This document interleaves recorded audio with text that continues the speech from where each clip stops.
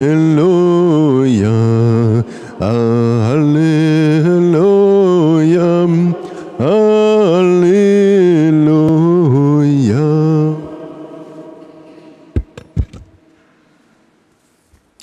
Mes brebis écoutent ma voix, dit le Seigneur, et moi je les connais et elles me suivent.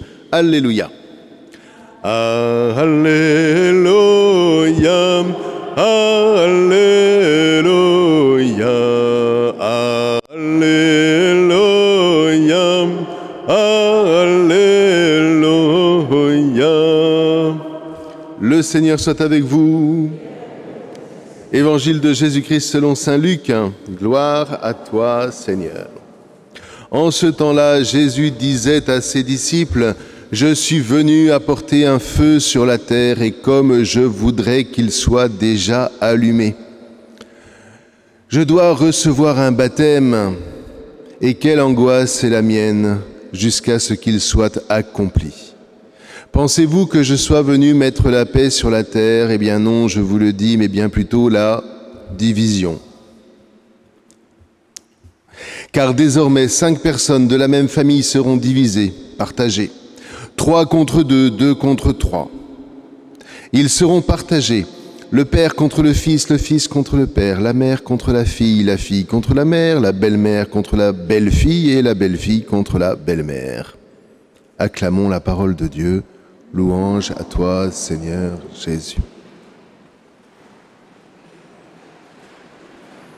Alors déjà, ne restons pas simplement sur les rapports belle-mère, belle-fille. C'est pas de ça dont il s'agit uniquement dans cet évangile. Je voudrais vraiment que, vous voyez, on reprenne. C'est pour ça que ça m'a semblé important de vous introduire un peu avant à l'audition, parce que franchement, et d'ailleurs, si je me souviens bien, l'évangile selon Thomas, qui est un évangile apocryphe, donc qui n'a pas été reconnu par les églises, parce que ils n'ont pas reconnu que ça venait de Jésus. Lui, il reprend ce passage-là, et il comprend vraiment que c'est la guerre. Et il le précise, épée, guerre et je ne sais plus quoi. Si ça n'a pas été retenu dans l'évangile que nous lisons, ni dans l'évangile de Luc, ni dans l'évangile selon saint Matthieu, c'est donc que ça n'est pas ce que Jésus a voulu dire. Alors, on va essayer de dire les choses le plus simplement possible. Je suis venu apporter un feu sur la terre. Nous savons, frères et sœurs, que ce feu, c'est le feu de l'esprit. D'abord, il vous baptisera dans le feu. Rappelez-vous Jean-Baptiste.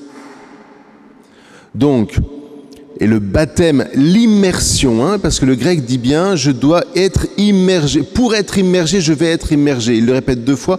C'est une manière en hébreu, c'est une formule hébraïque pour dire je vais devoir vraiment être immergé dans ce feu. Le feu de l'esprit. Mais voilà que je vais devoir être immergé dans le feu de l'esprit comme Jérémie a été immergé dans ce feu. Tous les prophètes étaient des prophètes de feu. Or, quel était le rôle des prophètes et quel est le rôle de Jésus de manière encore plus éminente?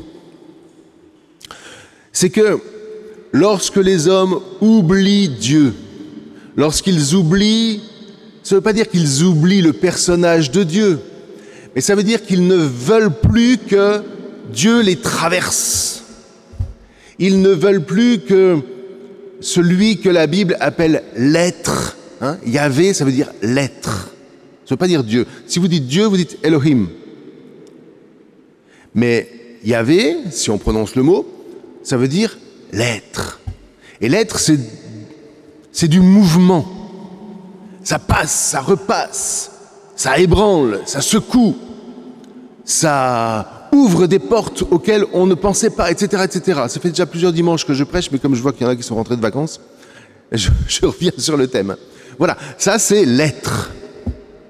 Et vous voyez bien que toute la Bible ne nous parle que de ça. Vous voyez, quand l'être intervient, c'est pour casser ce qui enferme.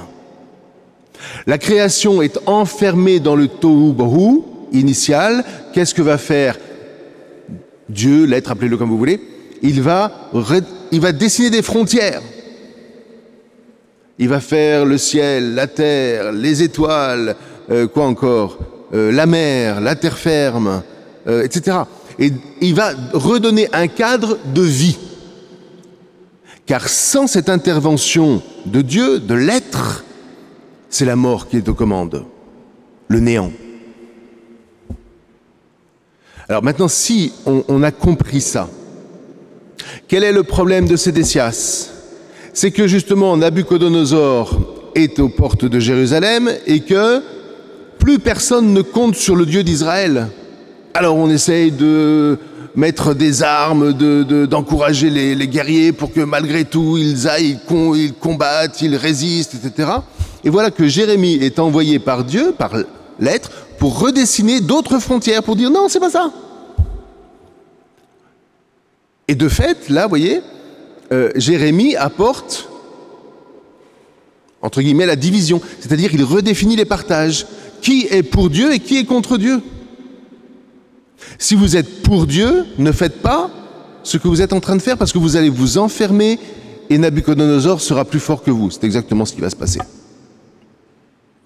Mais comme les princes, c'est-à-dire tous ceux qui sont armés autour de Sédécias, ne veulent pas entendre Jérémie, allez, dans la citerne. Comme nous faisons avec le bon Dieu quand on n'a pas envie de l'entendre. Il nous appelle là, mais on n'a pas envie d'y aller. Alors, bon, quand j'étais curé en Bourgogne, il y avait un moyen très très simple. Quand on ne voulait pas suivre le bon Dieu, on prenait la statue, on la tournait contre le mur. Mais c'est le même fait, c'est la même chose. Non, je veux pas. Et le pire aujourd'hui, c'est que ce sont les structures même de la société française qui ne veulent plus entendre parler de Dieu. Qui veulent s'enfermer dans leur système de technocratie. Et voyez où ça nous entraîne. Les fameuses guerres de religion qu'on nous envoie à la figure, j'aime autant vous dire que c'était des guerres d'handicapés par rapport à ce qui se passe et ce qui se prépare. Au nom de la raison, au nom de la technocratie. Et bien voilà comment Jésus vient redéfinir d'autres partages. Il vient dans ces ténèbres-là. Vous voyez? Dans nos ténèbres, dans les ténèbres d'enfermement. Et il vient comme cisailler l'enfermement pour l'ouvrir. Pour l'ouvrir. Dans les familles, à l'époque dans l'Antiquité, quand on n'était pas... quand on ne se laissait pas éclairer par la Torah, mais le fils appartenait au père et la fille appartenait à la mère, et quand une épouse rentrait dans une famille, pouf, elle était phagocytée. On n'est pas en train de vous parler des relations de mariage d'aujourd'hui ou de père-fille aujourd'hui. On vous dit à l'époque. Donc qu'est-ce que vient faire Dieu? Qu'est-ce que vient faire l'être? Qu'est-ce que vient faire le feu de l'esprit? On redéfinit les limites, on redéfinit les partages. Et le socle prioritaire, ça doit être la reconnaissance, la priorité de Dieu dans vos vies, la priorité de l'être qui vous traverse dans vos vies et qui ne vous laisse jamais en paix et qui ne vous laisse surtout pas vous mettre dans une bulle dans laquelle vous croyez que vous êtes en sécurité alors que vous êtes encore plus fragile. Vous voyez, chaque fois que je dis « ouais, mais moi, je préfère ça, moi, je voudrais faire ça, moi, c'est ça que je... » Et puis on se laisse pas, et puis tout d'un coup, vous avez un mouvement d'être qui arrive, pof, et puis qui secoue tout ça, qui dit « non, tu croyais être là, ben moi, je t'envoie là. » Ah mais non. C'est une institution, je sais pas quoi, enfin, on peut trouver toutes les excuses qu'on veut. Mais même moi, hein, ça m'arrive à moi aussi, c'est pas un problème. Et puis à un moment, il faut bien que l'être secoue, parce qu'en général, quand il veut que vous alliez quelque part, il vous secoue encore plus. Quelquefois, c'est des secousses...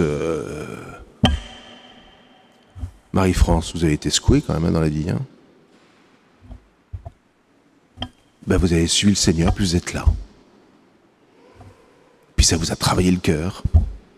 Voilà, c'est ça, les secousses d'être. Voilà la fameuse... Je déteste le mot division parce que ça introduit une notion de zizanie que je déteste.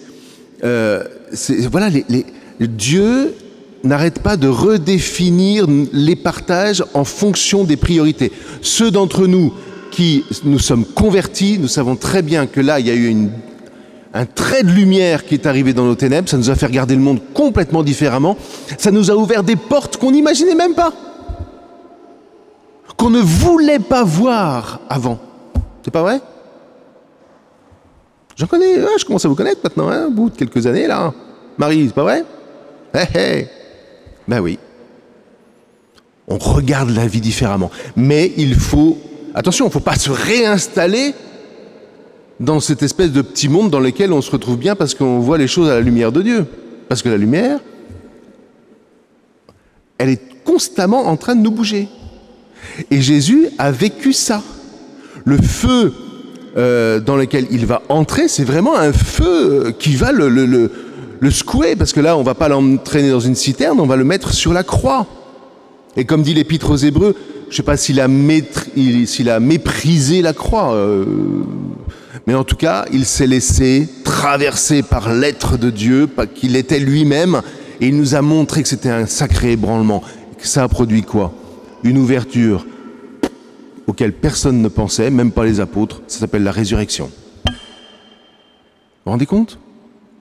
Si je vous dis tout ça, c'est simplement pour que, et cette année je vais essayer de vous entraîner sur ce chemin, on ne fasse pas de la foi chrétienne, parce que c'est la tentation d'aujourd'hui, je trouve, une espèce de chemin de consolation. Approche-toi de Dieu, il va te consoler, il va te guérir, il va te machin. Écoutez, moi, l'expérience de bientôt 30 ans de sacerdoce m'a montré que c'est pas comme ça que ça se passe. Hein. Certes, il est consolateur, mais c'est de la consolation qui secoue. Hein. Donc attention de ne pas tomber dans des travers trop maternants, style, comment est-ce qu'on appelle ça, développement personnel. Non, ça secoue. Et c'est quand ça secoue qu'il faut se redire où sont mes priorités et qu'il faut essayer d'interpréter ce qui se passe dans ma vie. Et à ce moment-là, j'aime autant vous dire que là, il y a du feu qui peut naître en nous et c'est le feu de la vie. Que le Seigneur, dans cette Eucharistie, nous secoue, nous redise où est le lieu de notre vrai partage, hein, parce que le socle, c'est lui.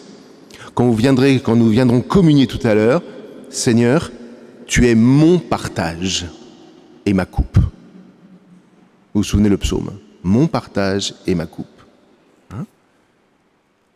Que le Seigneur nous accorde vraiment toute cette semaine de nous laisser partager par lui pour qu'il nous redise où est notre véritable socle et ce qui nous permet d'interpréter notre vie dans toutes les secousses qui peuvent la traverser. Amen.